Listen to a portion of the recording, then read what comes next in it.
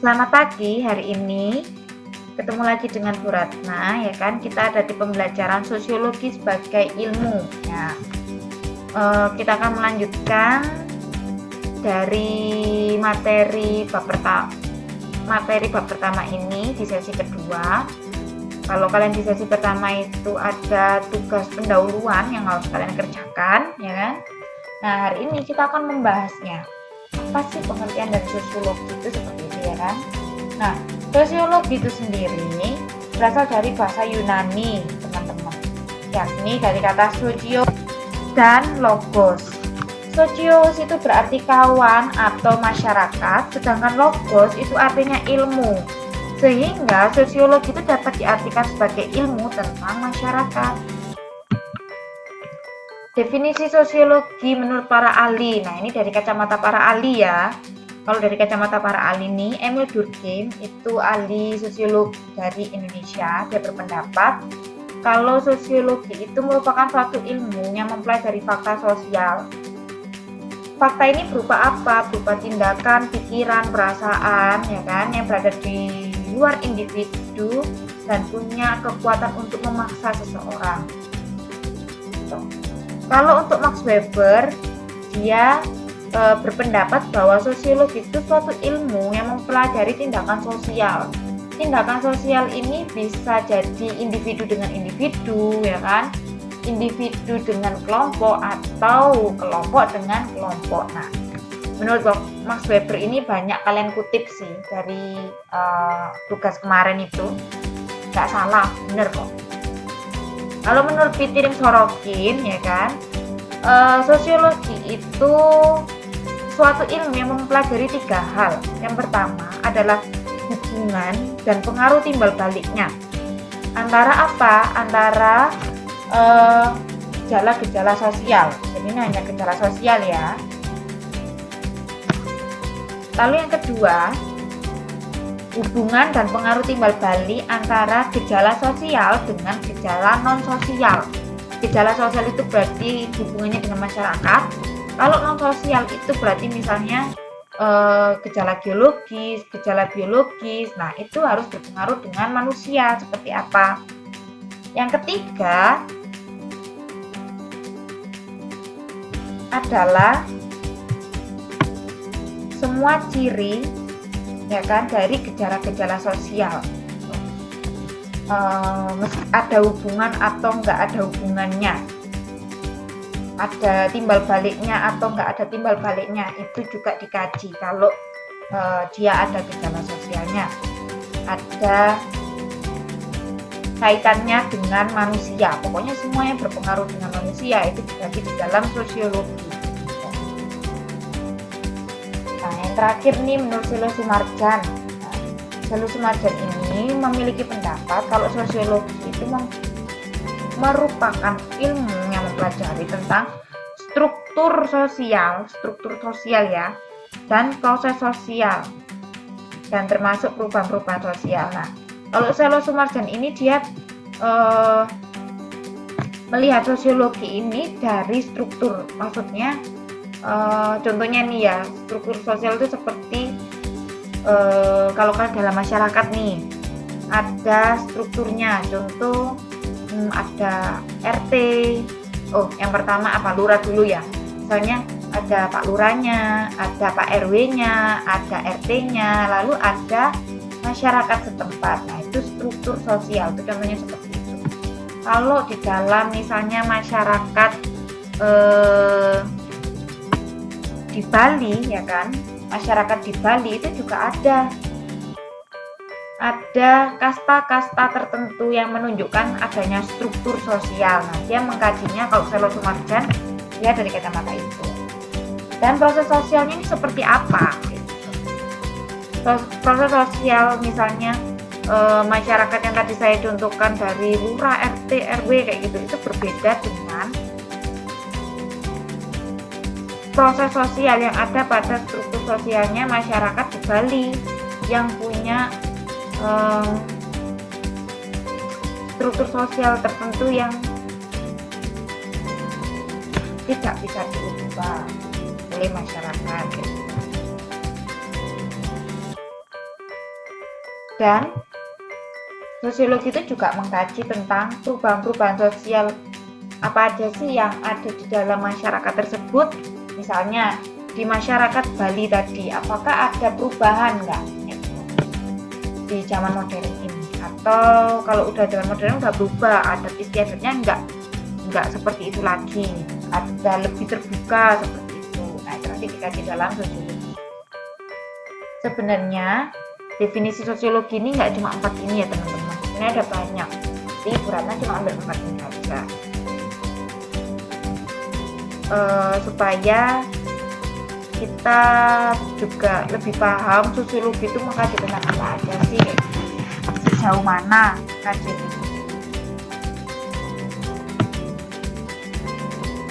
Nah, sosiologi sebagai ilmu pengetahuan. Apa sih yang disebut dengan ilmu pengetahuan menurut kalian? Dari judul di atas ya kan, sosiologi sebagai ilmu pengetahuan. Nah, untuk mengkaji hal tersebut kita harus menguraikannya teman-teman satu persatu. Ilmu pengetahuan itu apa sih? Ilmu pengetahuan ya kan, itu muncul karena adanya rasa ingin tahu dari manusia terhadap suatu kebenaran tertentu. Itu ilmu pengetahuan. Menurut kalian ya kan, apakah semua pengetahuan itu dapat disebut sebagai ilmu? Jawabannya tidak semua pengetahuan itu dapat dikatakan sebagai ilmu. Kenapa kira-kira tidak dapat dikatakan sebagai ilmu semua pengetahuan? Karena ilmu pengetahuan itu harus sistematis, objektif. Intinya itu ada syarat-syaratnya kalau mau disebut sebagai ilmu pengetahuan. Kalau sebagai ilmu itu ada syaratnya. Syaratnya apa aja? Nggak cuma 2 ini, ya kan? Ada 4 ciri, ya. Sosiologi itu disebut sebagai ilmu. Yang pertama adalah empiris, ya kan? Adalah empiris. Empiris berarti sosiologi ini diperoleh berdasarkan observasi atau berdasarkan fakta-fakta yang ada dan dapat dikaji dengan akal sehat. Lalu teoritis yang kedua. Nah, teoritis berarti artinya sosiologi ya kan sebagai ilmu itu selalu berusaha untuk menyusun ya kan hasil dari suatu pengamatan. Yang pertama adalah empiris ya kan. Berarti sosiologi ini bersifat empiris karena apa? Dalam melakukan kajian terhadap masyarakat, sosiologi itu didasarkan pada hasil observasi, tidak spekulatif, hanya mengandalkan akal sehat ya teman-teman. Jadi harus ada observasinya, harus empiris, harus nyata. Lalu yang kedua, sosiologi juga harus bersifat teoritis kalau mau dikatakan ilmu pengetahuan. Kenapa bersifat teoritis? Karena sosiologi ini berusaha untuk menyusun hasil dari observasi tersebut, sehingga sosiologi tersebut atau fakta-fakta yang ada tersebut ya kan memiliki tujuan sehingga dapat menjelaskan hubungan sebab akibatnya. Lalu yang ketiga adalah kumulatif. Kumulatif ini ya kan dibentuk berdasarkan teori-teori yang telah ada sebelumnya. Dalam arti kita bisa memperbaiki, memperluas, dan memperhalus teori-teori yang telah ada atau yang sudah lama. Yang keempat adalah non-etis.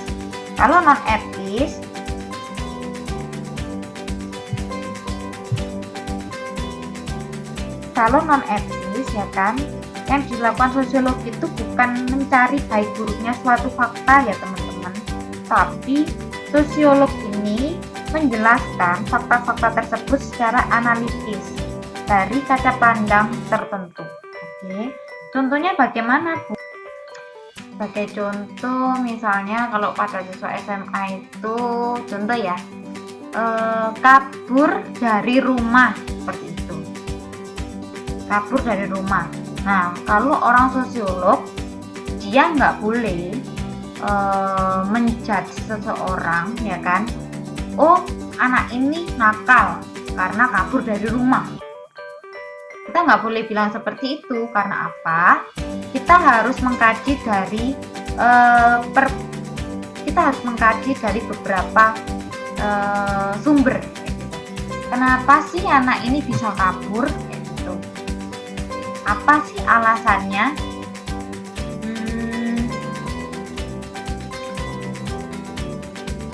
Kira-kira bisa nggak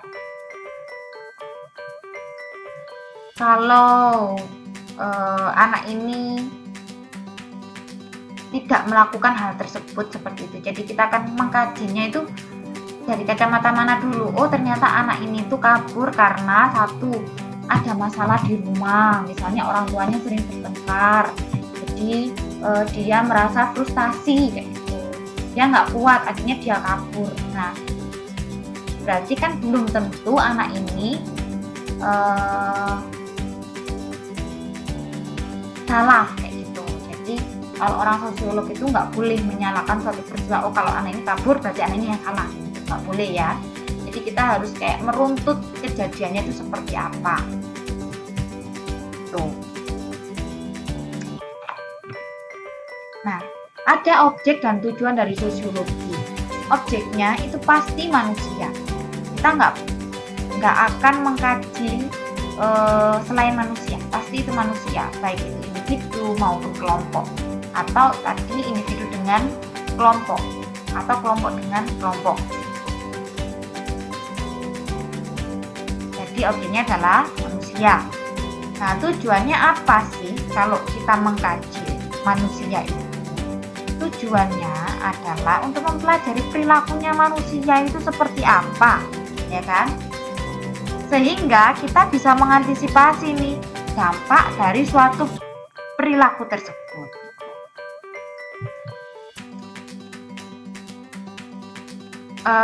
Manusia, ya kan, itu bisa membentuk suatu masyarakat. Nah, manusia itu bisa membentuk suatu masyarakat. Nah, adapun ciri masyarakat menurut Sujono Sukanto adalah yang pertama, manusia yang hidup bersama kurang-kurangnya terdiri atas 2 orang. Berarti kalau manusia itu hidup berdua itu sudah disebut masyarakat, ya. Sekurang-kurangnya itu terdiri atas 2 orang gitu. Lalu yang kedua, dia bercampur atau berteman, bergaul, ya kan, dalam kurun waktu yang lama. Nah, keluarga ini juga bisa disebut sebagai masyarakat, meskipun misalnya keluarga itu masih belum dikaruniai anak, masih cuma bapak sama ibu. Nah, itu juga bisa dibilang masyarakat gitu. Sehingga dia, ya kan, masyarakat ini bisa menciptakan sistem komunikasi, dia bisa menerapkan suatu aturan-aturan, ya kan, agar hubungan antar manusia ini tidak terganggu atau tidak retak. Yang ketiga, punya kesadaran bahwa mereka merupakan satu kesatuan, nggak bisa terpisahkan, ya kan, manusia kan nggak bisa hidup sendiri. Yang keempat, merupakan suatu sistem hidup bersama yang menimbulkan kebudayaan. Nah, manusia ini bisa membuat suatu kebudayaan, teman-teman. Budaya itu timbul akibat suatu kebiasaan. Jadi kebiasaan tertentumu itu bisa membuat suatu budaya dalam hidup kita. Misalnya kalian suka bangun telat, nah ya kan, hari ini telat, besoknya lagi telat. Nah, itu sudah menjadi budaya untuk hidup kita. Budaya untuk hidup kita. Nah, sekarang kita akan membahas tentang sejarah perkembangan dari sosiologi itu sendiri, ya teman-teman. Jadi Jadi pada dasarnya ilmu pengetahuan sosiologi ini nggak tiba-tiba muncul begitu aja ya kan. Pasti ada rentetan peristiwa yang melatar belakangi dari perkembangan ilmu sosiologi itu sendiri. Yang pertama itu adalah pada abad revolusi atau itu di abad 18. Nah, pada abad revolusi ini terjadi dua revolusi besar. Yang pertama adalah revolusi industri, ya kan? Revolusi industri ini ditandai dengan adanya perubahan besar dalam cara memproduksi suatu barang. Dari kita menggunakan tenaga manusia, kita beralih ke tenaga mesin. Nah, revolusi industri ini berpengaruh terhadap munculnya kalangan baru dalam masyarakat, yaitu para pemilik modal. Para pemilik modal ini biasa disebut dengan kaum kapitalis atau biasa disebut dengan kaum burjuis. Nah, dan para pekerja pabriknya itu disebut dengan kaum buruh atau istilahnya adalah proletar. Nah, yang kedua adalah revolusi Prancis, teman-teman. Nah, revolusi Prancis ini menguatnya semangat liberalisme. Nah, semangat liberalisme ini terjadi di segala bidang kehidupan, baik di bidang sosial, ya kan, lalu di bidang politik, hukum, dan lain sebagainya. Tuh. Lalu sejarah yang kedua adalah perubahan besar di dalam masyarakat. Perubahan besar dalam masyarakat ini adalah pengaruh dari abad revolusi tersebut. Nggak cuma itu, perubahan besar dalam masyarakat ini juga akibat dari gerakan reformasi yang dicetuskan sama Martin Luther King. Lalu yang ketiga adalah kelahiran sosiologi. Kelahiran sosiologi ini berasal dari Eropa ya teman-teman. Pertama kali sosiologi itu dicetuskan di Eropa. Siapa yang memperkenalkan? Yaitu Auguste Comte. Auguste Comte, dan dicetuskan di dalam sebuah buku yaitu Filsafat Positif. Nah, Auguste ini ya kan, Auguste Comte ini merintis penelitian terhadap manusia, terhadap masyarakat gitu. Apa kaitannya? Nah, selain itu pada kelahiran sosiologi ini nggak cuma si Auguste saja nih, tapi juga banyak tokoh-tokoh sosiolog yang tadi Ibu sampaikan di depan, ada si Pipirim Sorokin ya kan, lalu Karl Marx, Emil Durkheim dan lain sebagainya itu bermunculan gitu. Lalu yang keempat adalah kelahiran sosiologi modern.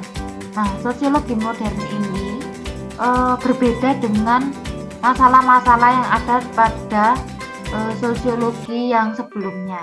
Kalau di sosiologi modern ini dia dianalisis itu dari masalah yang ada di Amerika. Nah, mengapa di Amerika? Karena waktu itu ada gejolak sosial yang cukup besar di sana. Karena Amerika waktu itu berkembang dengan pesat ya teman-teman, sehingga muncul kota-kota industri yang baru. Lalu juga kehidupannya juga mulai berubah. Akibatnya apa? Banyak misalnya pengangguran, kejahatan, pelacuran, kemiskinan, konflik, dan lain sebagainya, masalah-masalah sosial. Nah, dari sini akhirnya sosiologi pun mengkaji tentang masalah-masalah tersebut. Kenapa sih masalah tersebut terjadi? Apa sih dampaknya? Kayak gitu. Dan kira-kira bagaimana sih cara mengatasi masalah-masalah tersebut? Itu yang akan dibahas di dalam sosiologi. Maka sosiologi modern itu masih berkembang sampai hingga detik ini. Ya, itu kalau misalnya nih, kan kita lagi pandemi, manusia hidup satu sama lain tuh nggak boleh terlalu berdampingan, ya kan. Hidup seolah-olah individualisnya itu muncul dengan cukup pesat, ya kan. Sangat kelihatan nyata seperti itu. Nah, apakah itu juga akan mempengaruhi sejarah dari perkembangan sosiologi selanjutnya? Ya, bisa jadi. Bisa jadi perkembangan sosiologi itu tetap akan berlanjut gitu. Apalagi di era new normal ini, ya kan.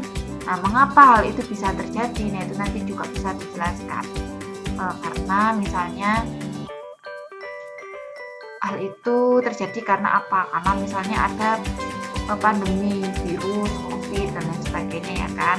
Nah, sehingga untuk kita mampu bertahan hidup, untuk kita mampu hidup berdampingan dengan si COVID ini, ya kan, kita harus mentaati misalnya kaidah-kaidah hidup yang baru. Misalnya kita nggak boleh berdekatan, kita harus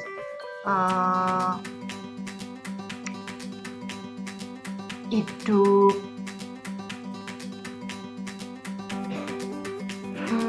ya yang berbeda lah dari hidup kita yang sebelumnya, kayak gitu. Kalau sebelumnya kan manusia sangat memerlukan orang lain, kayak gitu, ya kan. Manusia ini nggak bisa hidup tanpa orang lain, ya. Sejatinya sampai kapanpun manusia itu nggak akan bisa hidup tanpa orang lain, gitu. Pasti akan memerlukan orang lain. Cuman apa yang membedakan di new normal ini, kayak gitu. Itu akan mempengaruhi sih dari secara perkembangan sosiologi. Untuk hari ini silakan kalian mencatat saja, ya kan, apa yang sudah ibu berikan. Jangan lupa dikirim ke folder psikologinya, ya, di folder psikologinya.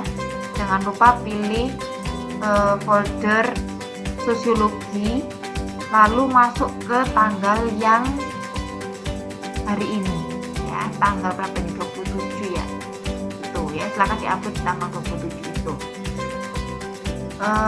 Untuk pertemuan selanjutnya kita baru kuisis aja, jadi minggu depan kita nggak ada materi, kita langsung kuisis, ya kan. Kita langsung nge-game nih ceritanya, pasti kita akan nge-game. Materinya apa? Materi yang sudah kita bahas hari ini, gitu. Mungkin ada yang mau ditanyakan, nanti silakan langsung chat ke Bu Ratna, ya. Hari ini ibu tunggu catatannya. Tadi sampai pukul berapa ya?